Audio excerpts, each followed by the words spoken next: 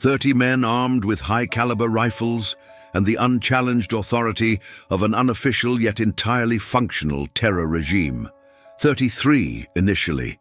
They moved across the central Texas plains in the harsh summer of 1871, riding under the guise of restoring order, fueled by the conviction that their actions were protected by God and local law. They represented the concentrated power of the defeated Confederacy, clinging desperately to the structures of white supremacy, utilizing violence as their primary enforcement mechanism during the fragile period known as Reconstruction. Within a single solar rotation, a mere 24 hours beginning with the fading dusk of July 21st, 30 of those 33 riders would be irrevocably silenced. Not through a clash with federal troops, not through a mass uprising, but through the deliberate, systematic action of a single individual who had only recently navigated the treacherous transition from forced labor to precarious freedom. This number, 30 men eliminated by one gunslinger in a single day, registered so impossibly against the historical realities of the time, where the average freedman was vulnerable, legally unprotected, and structurally disarmed, that official records quickly sought to fragment, obfuscate, or outright erase the specifics of the incident. It violates the fundamental paradox of the post-war South, the absolute disparity of power. How could one man, officially a civilian, an individual legally deemed inferior, possess the tactical knowledge, the capacity for sustained endurance, and the strategic mastery required to dismantle such a large, organized, and heavily armed force? This was not a chaotic shootout, nor was it the accidental result of a large-scale ambush. The evidence, painstakingly gathered decades later from fragmented local newspaper reports, private journals of federal marshals operating in the territory, and obscure county sheriff ledger entries, paints a picture far more chilling. It was a targeted, focused, and meticulously executed campaign of resistance. It was less a skirmish and more a surgical purge, carried out by a man whose history of defiance had been long and costly. To understand the sheer impossibility of this outcome, one must first anchor themselves in the specific socio-political climate of Reconstruction Texas in 1871. The Civil War had concluded 6 years prior, and although the promise of Juneteenth, of emancipation and equality, had been legally declared, the reality on the ground was a state of perpetual low-intensity warfare waged by vigilante groups against black and white Republicans, carpetbaggers, and especially newly freed communities attempting to establish lives and property. Texas was a frontier where federal oversight was thin, distant, and often reluctant to interfere with local matters. The system of oppression had merely shifted its methods, adopting the infamous black codes designed to restrict movement, control labor, and criminalize basic acts of self-determination by freedmen. Law enforcement, often comprised of former Confederate soldiers or sympathetic local authorities, rarely offered protection to minority populations. Instead, groups like the Ku Klux Klan and various local militias operated openly as the de facto agents of racial control, utilizing fear, arson, whipping, and murder to enforce the old hierarchy. The very environment of Central Texas, expansive and unforgiving, was designed to conceal these atrocities and isolate the victims.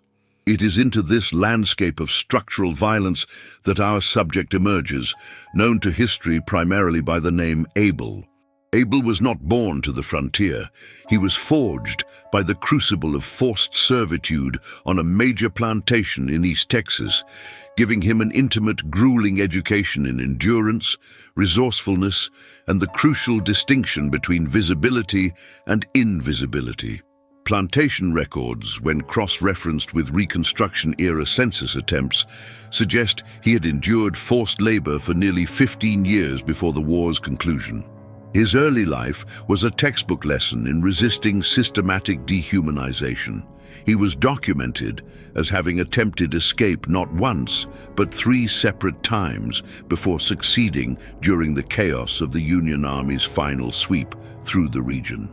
Each recapture brought with it escalating levels of brutal punishment, yet each failure refined his knowledge of the local terrain, the schedules of the overseers, and the psychological weaknesses of his captors.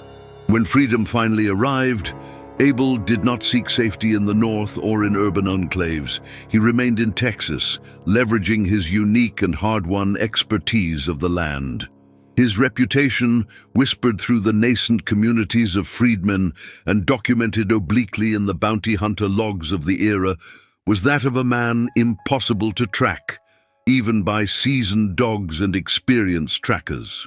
He quickly became known not just for his resilience, but for a deadly proficiency with firearms, an anomaly for a man of his background in an era where gun ownership by black men was highly restricted or actively discouraged by threat of violence. He was a gunslinger, yes, but not in the mold of the romanticized Western outlaw. Abel's skill was purely functional, a means of maintaining existence in a world committed to ending it. His guns were his last, non-negotiable claim to autonomy. The only documents that detail his specific skills come from the nervous admissions of captured vigilantes decades later, who mentioned his almost unnerving speed and, more significantly, his tactical restraint. He did not waste ammunition. He did not engage in pointless skirmishes.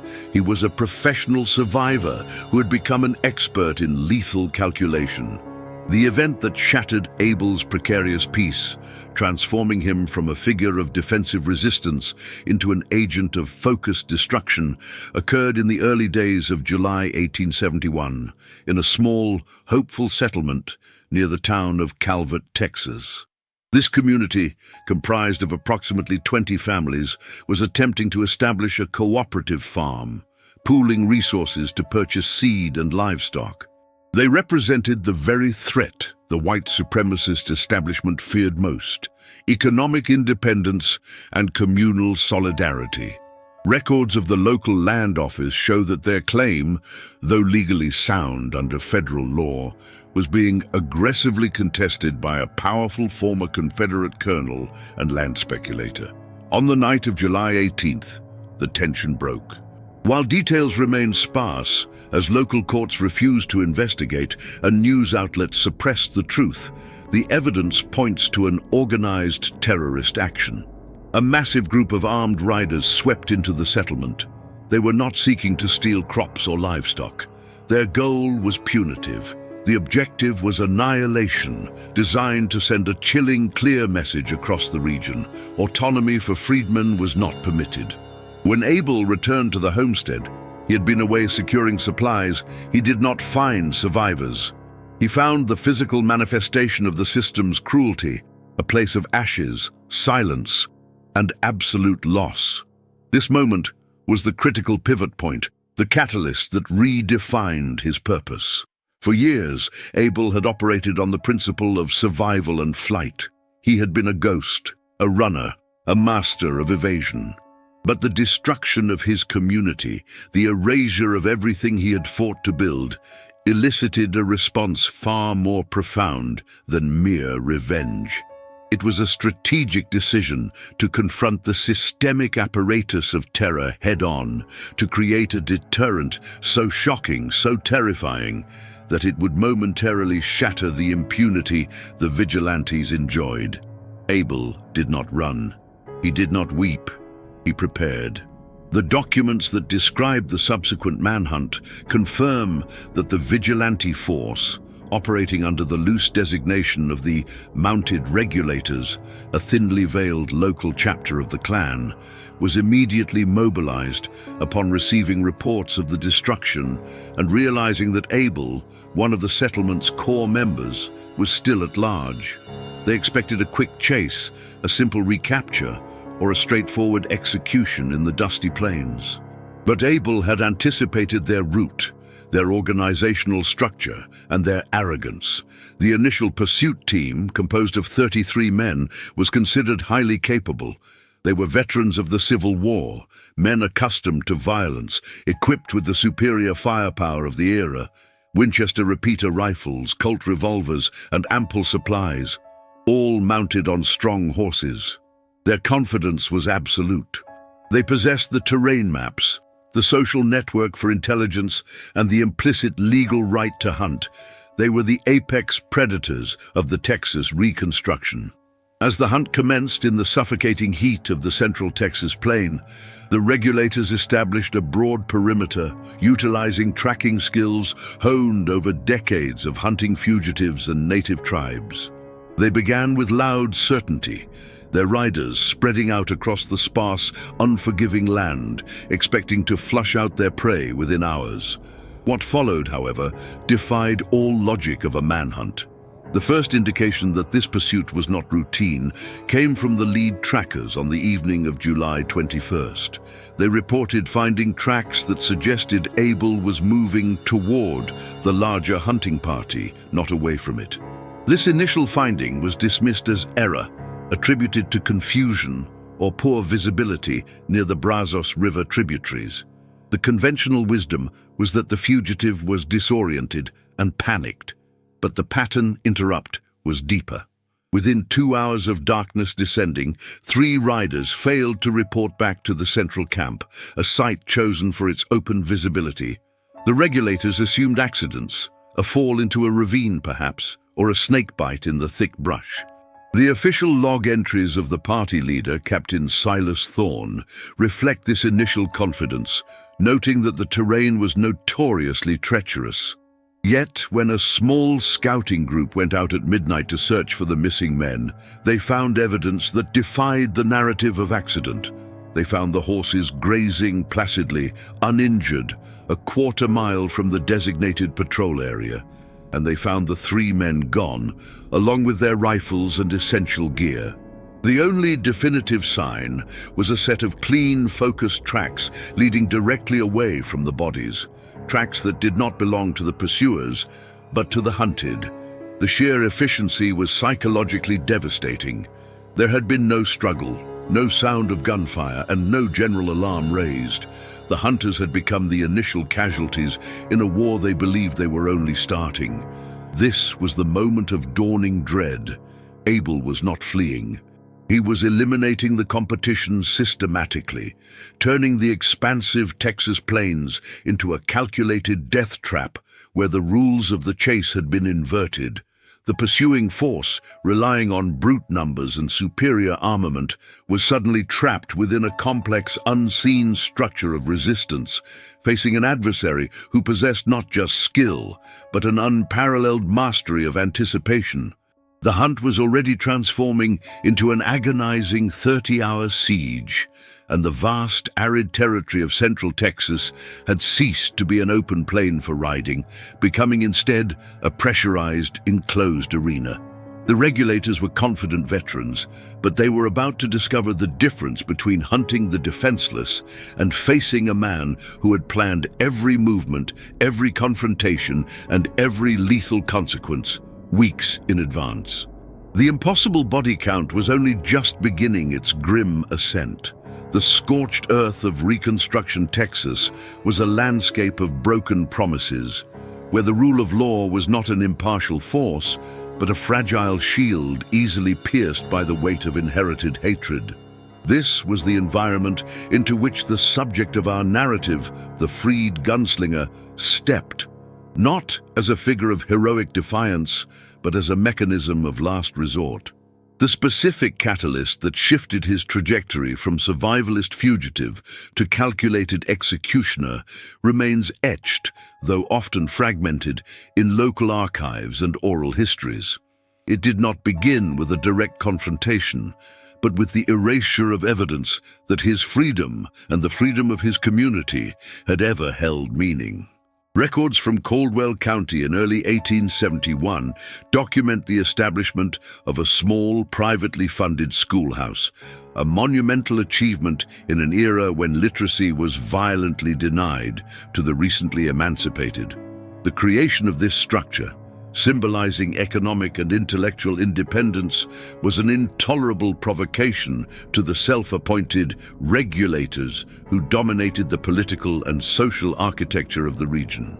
On a Tuesday, documented only vaguely in local ledgers as the incident on the creek, the schoolhouse was found reduced to ash. The act was swift, brutal, and utterly systematic, designed not only to destroy property, but to annihilate the concept of future progress. While official inquests concluded accidental fire, local records kept by Union League organizers tell a different story. The intentional use of specific accelerants, coupled with the disappearance of 3 community leaders who had championed the building's construction. The Gunslinger, known in these documents only by the initial E, had spent years perfecting the art of remaining unseen, a necessary skill honed across 2 decades of systemic oppression. He understood the economics of survival, but the destruction of the schoolhouse and the disappearance of the organizers were not merely economic or physical threats. They were the annihilation of the social contract he had briefly believed the Reconstruction government might uphold. It was at this juncture that self-preservation yielded to strategic counter-assault. He recognized that if the state would not hold the line had to be drawn by other means. The decision was made not in a moment of reckless passion, but through the cold, calculated assessment of resources, capabilities, and the overwhelming statistical improbability of success. How does one man, facing a paramilitary organization backed by local government sympathies, manage to systematically dismantle 30 armed individuals in the span of one single day? This question puzzled the subsequent federal investigations that yielded only sanitized, incomplete reports years later. The answer lies in the exhaustive preparation that preceded the first shot. It was not simply that E was a capable marksman. Texas held many capable marksmen. It was that he possessed a knowledge base superior to his pursuers. Where did this man, purportedly spending the majority of his life in servitude or on the run, acquire the intimate familiarity with tactical geometry, counter-tracking techniques, and the psychological vulnerabilities of armed groups? This remains an open loop in the historical narrative. Some historians suggest his unique skill set derived from his rumored time spent as a scout during the latter stages of the Civil War, a fragmented, unverified period often referenced in old newspaper clippings where he was allegedly pressed into service on the western frontier. Others point to his multiple successful, though temporary, escapes from confinement, which required planning rivaling military campaigns. Crucially, the early evidence suggests a meticulous collection of actionable intelligence. Before the schoolhouse incident, E was moving. Witnesses, often reluctant to speak for fear of reprisal, later recounted seeing him moving silently through the scrubland, observing the routine of the regulator contingents, identifying their supply caches, and mapping the topography of their usual patrol routes. This was not the panic of flight. This was reconnaissance. The pursuit itself, which began immediately after the discovery of the 3 missing organizers, was launched with the absolute certainty characteristic of privileged power.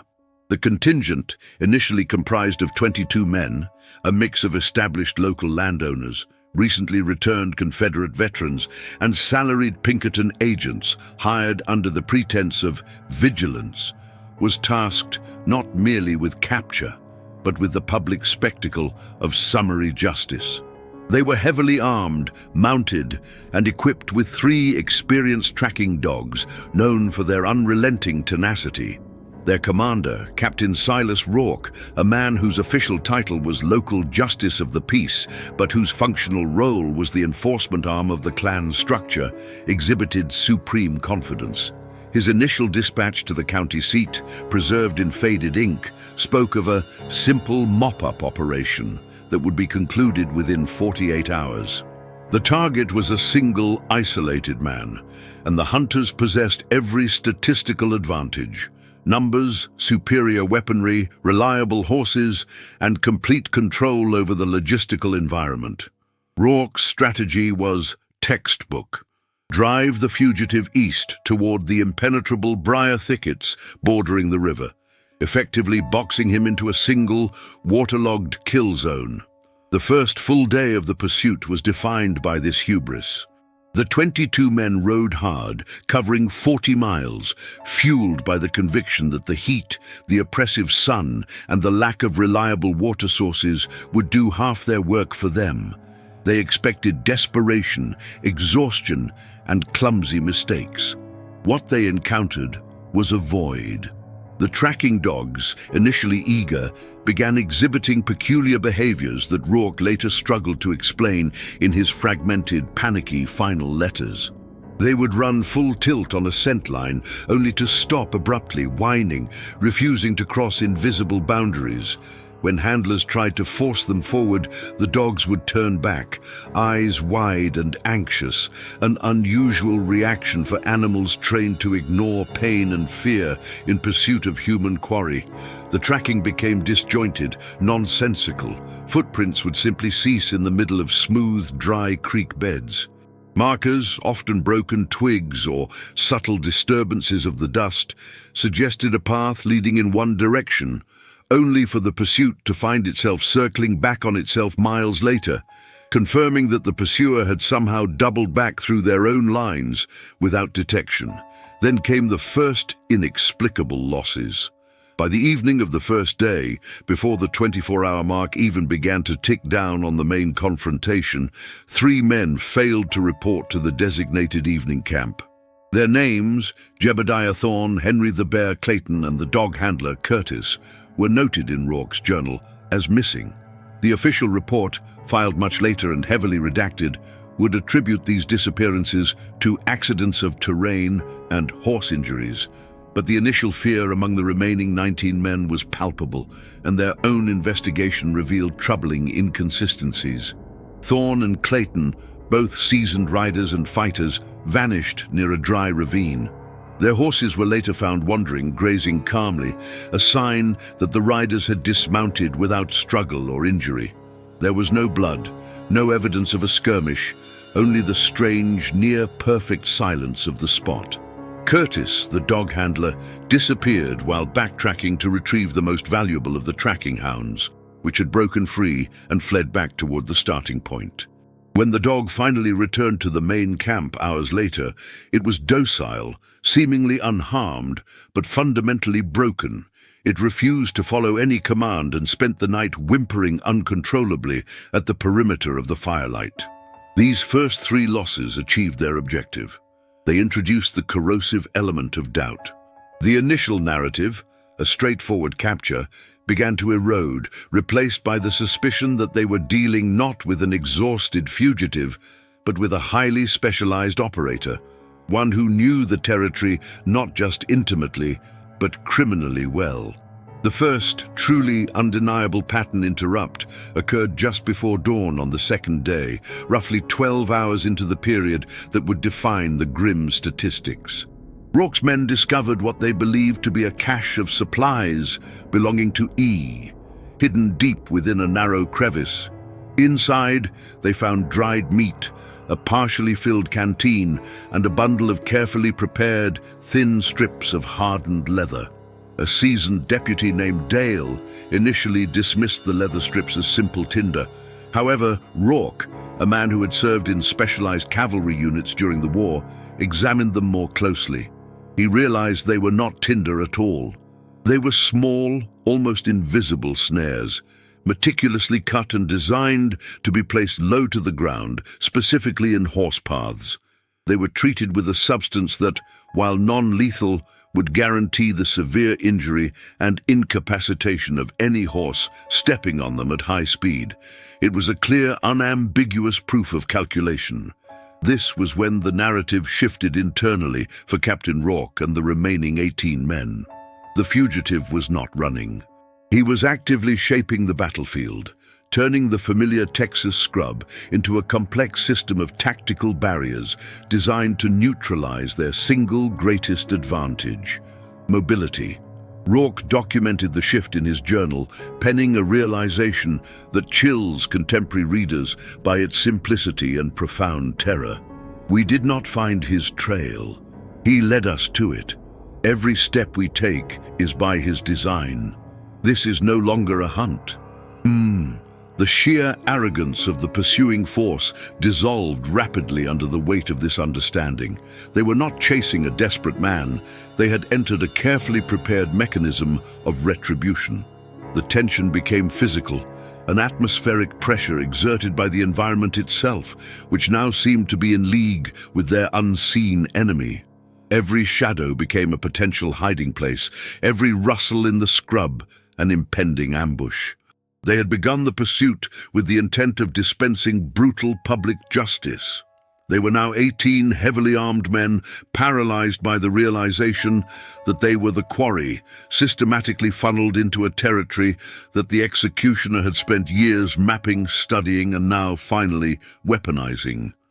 The 24-hour countdown had begun, and the opening stage of the operation had successfully whittled down the hunting party, converting their confidence into paranoia and their strategic advantage into a deadly tactical vulnerability. The gunslinger had achieved the impossible. He had convinced 19 armed men, backed by the systemic power of oppression, that they were utterly alone, isolated, and profoundly lost in a landscape they believed they controlled. And the true phase of the execution was only just starting to unfold. The merciless sun of the Texas territory, already a geological weapon in its own right, intensified the psychological siege. What had begun as a swift, punitive expedition had, by the end of the second full day, devolved into a grinding exercise in self-doubt and paralyzing dread. The confidence of the 30 men, veterans of conflict and architects of local terror, was predicated on their absolute numerical superiority, their access a limitless supply of ammunition, and the perceived inferiority of their quarry. But numbers proved irrelevant when the opposition was less a man and more a function of the landscape itself. The environment, which they believed they knew and controlled, turned against them, becoming an active accomplice to the resistance.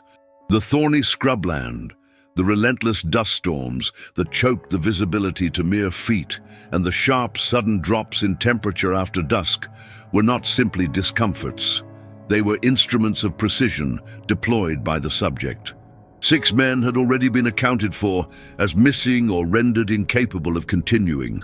Losses that could no longer be dismissed solely as accidents of terrain or sunstroke. Though those were the classifications the expedition leader was forced to submit in his fragmented, anxious logs. The erosion of certainty began subtly, manifested first in logistical failures that seemed too specific to be chance.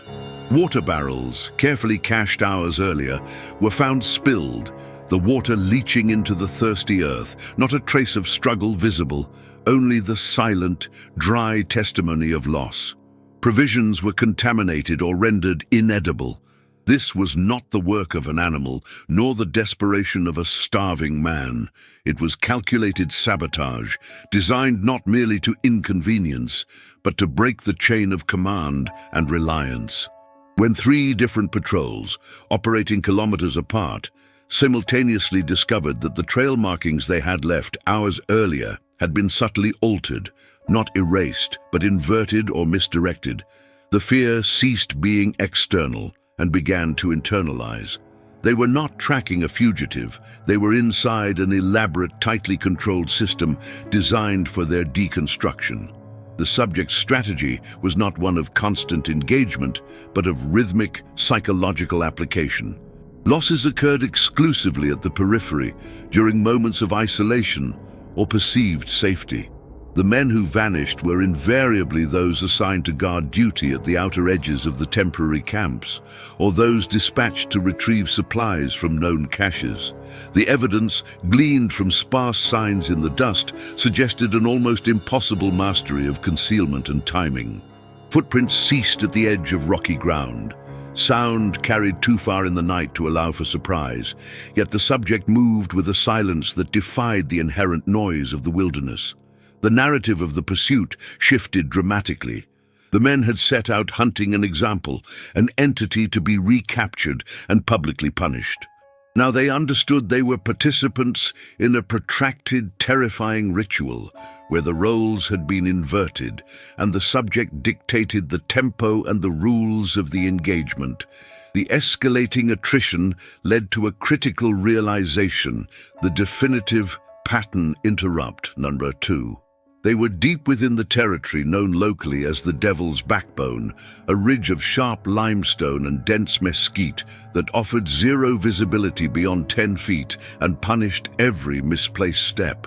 The marshal of the party, a man whose reputation for relentless cruelty was well established across several counties, discovered a piece of evidence that shattered the prevailing delusion of fighting a desperate, untrained refugee.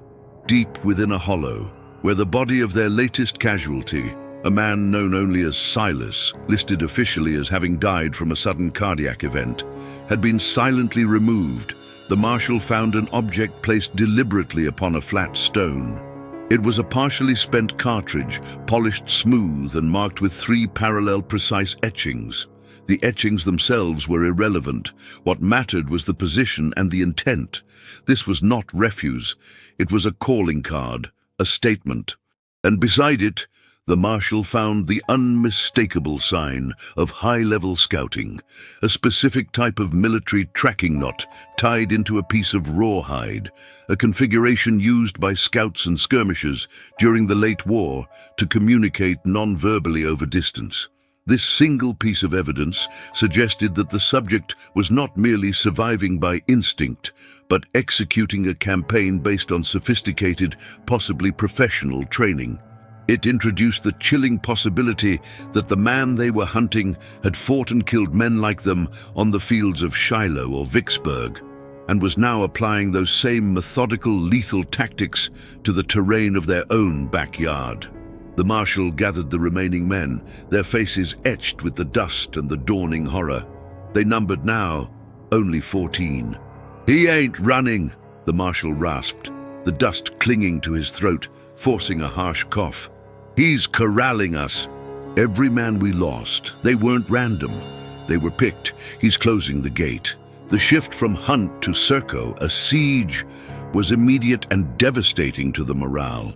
The historical power structure of Reconstruction Texas relied on the inherent superiority of the white aggressor. When that superiority was undermined by evidence of superior skill, patience, and tactical genius from the perceived victim, the entire ideological foundation of the posse crumbled. The fear transitioned from professional apprehension to raw, elemental terror. Sleep became impossible. Every snapping twig, every sudden gust of wind, every distant coyote howl was interpreted as the prelude to the final, unseen attack. The men, who had always relied on their ability to intimidate, now realized they were the ones being manipulated through fear. The subject began introducing new elements of psychological pressure. They were not merely being deprived of supplies, they were being observed.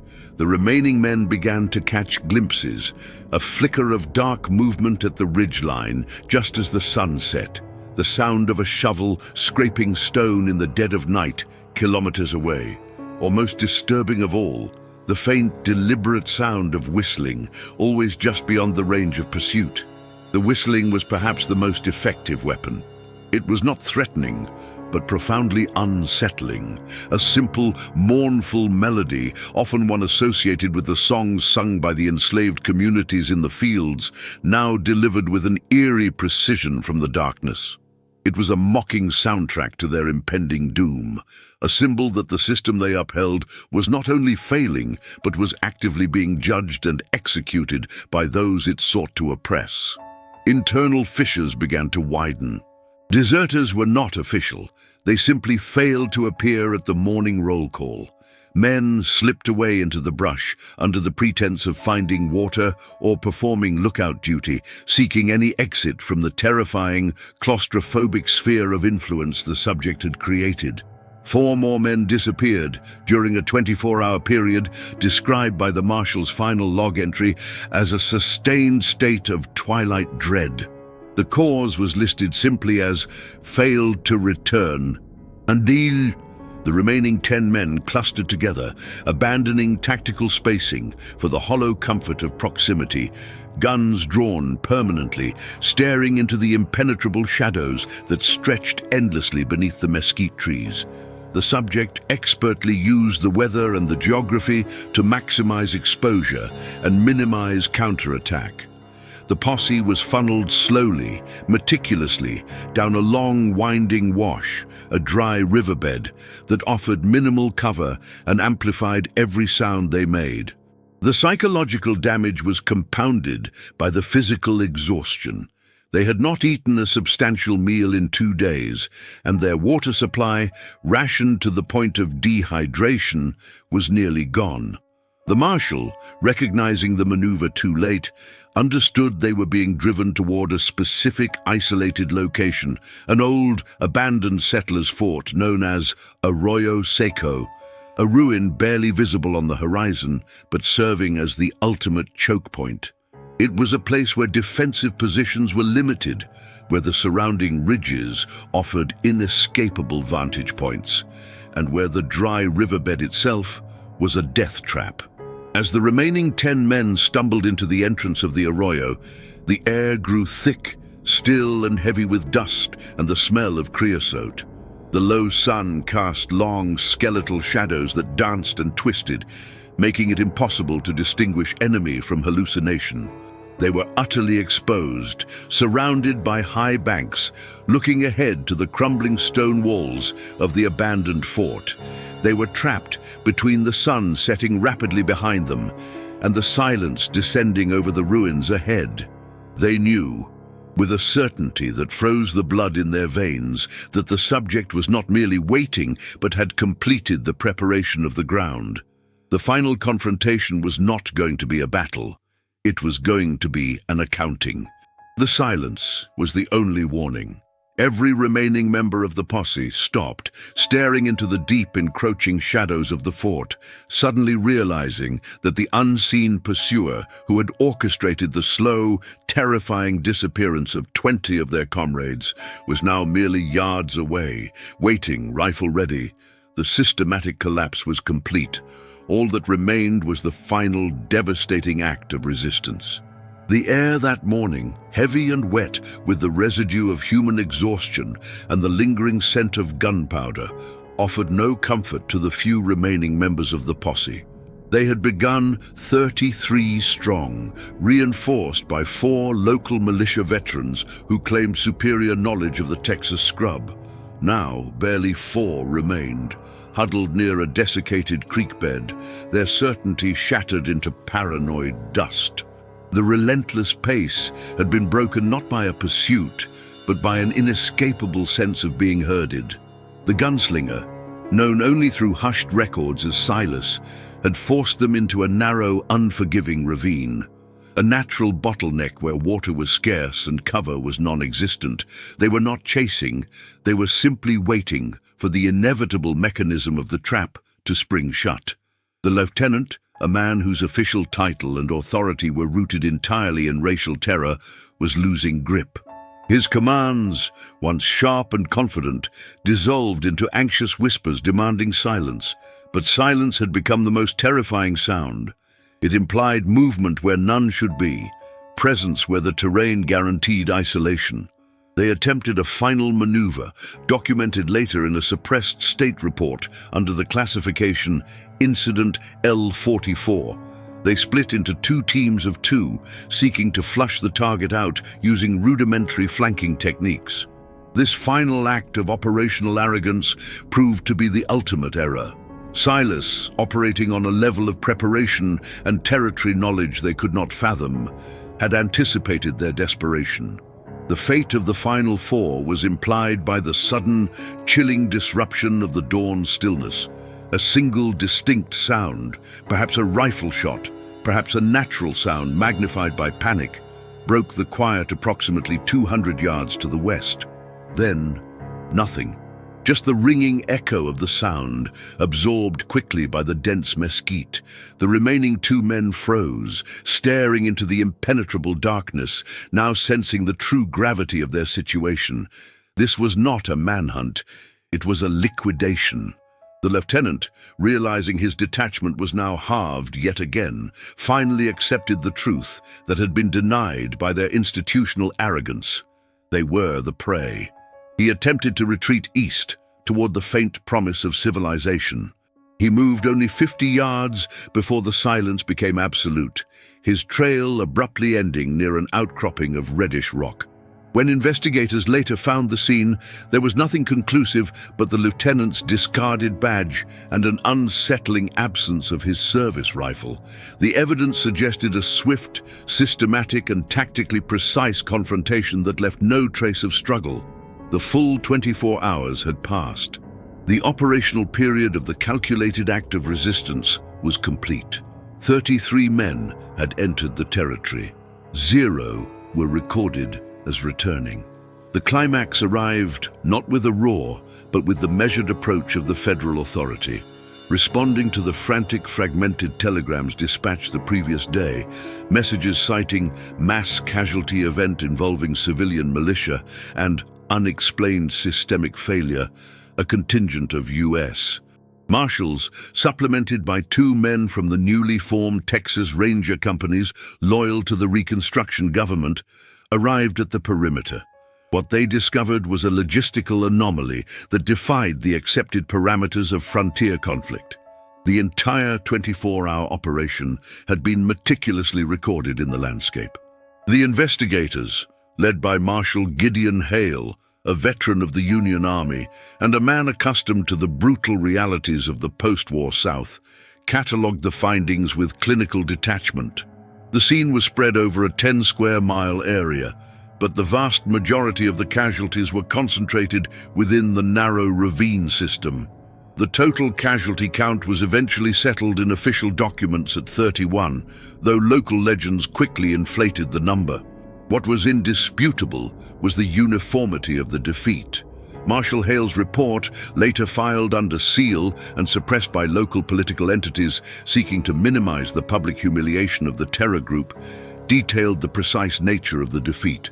Bodies were located primarily in ambush positions. They showed evidence not of prolonged skirmish, but of focused preemptive incapacitation.